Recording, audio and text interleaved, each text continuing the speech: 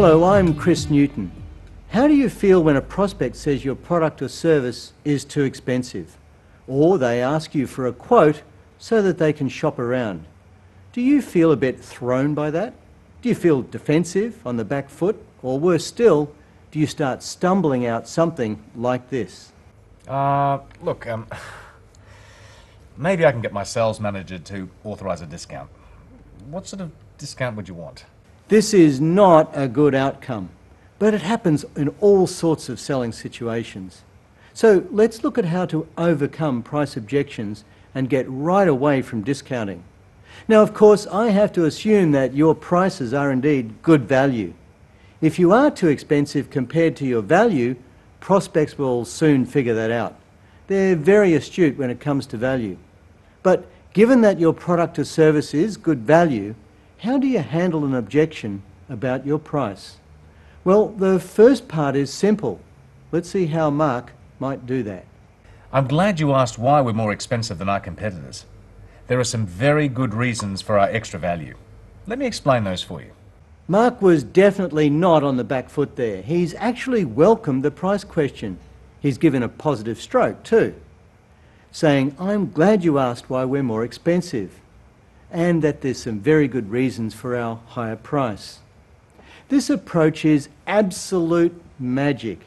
It almost always diffuses a price objection. But of course, it's only the first part of your response. You do actually have to have those good reasons. But here's an interesting twist. While you may have loads of good reasons up your sleeve, whatever you do, don't start rattling them off like this. You know, the main reason the RB407 is more expensive is that it has a dual CPU system and a single pass print engine. As well, it has a variety of document and data security options, such as ID management help. Yes, it's very tempting to do that, especially when you know your service offering or product really well, but just giving a barrage of features like this will make the customer turn right off. They'll probably ask for a brochure and politely end the discussion. Instead, you need to involve the customer by finding out which features are relevant to them. Only then can they see your solutions as worth paying for. The RB407 has some real benefits built in, which reflect the higher price tag. Now, as I'll demonstrate, these are designed to save you money and give you greater productivity and security. Now, before I go through that, tell me a little more about the problems you're having now with your single CPU system. Yes, again, the key comes down to asking questions. You see, the customer doesn't know what you know, so they really can't put a true value on your product or service.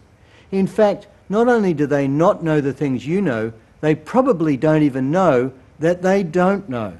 For them to value what you offer, you need to educate them to what they don't know. And the only way you can do that is by finding out what problems they're having now and what their needs truly are.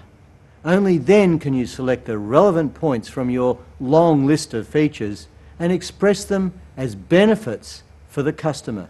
Again, you do that by asking probing questions.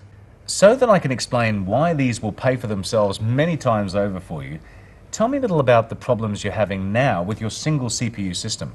For a start, have you noticed that when you're under peak workload, the whole system is more prone to slowing down? This is what I mean by the prospect not even knowing what they don't know. Up until that point, the prospect may not have even associated a slowing down of output with peak workload. By posing questions in this way, your prospect is now in a position to see the value of your dual CPU system or whatever it is that you sell. This way of handling price objections is simple, but it's deceptively so, which means if you don't practice it, you won't be effective at it. So let's recap. Welcome objections on price. Your prospect most likely isn't saying you're too expensive at all. They're simply asking for more reasons to buy. Prospects question price because, well, they aren't educated to the true value. Educate on value by asking questions. Remember, the prospect doesn't even know that they don't know. Asking questions opens up their understanding as well as yours. If you don't practice these skills, you won't use them effectively. It's that simple. And the best time to start practicing is right now. I'm Chris Newton.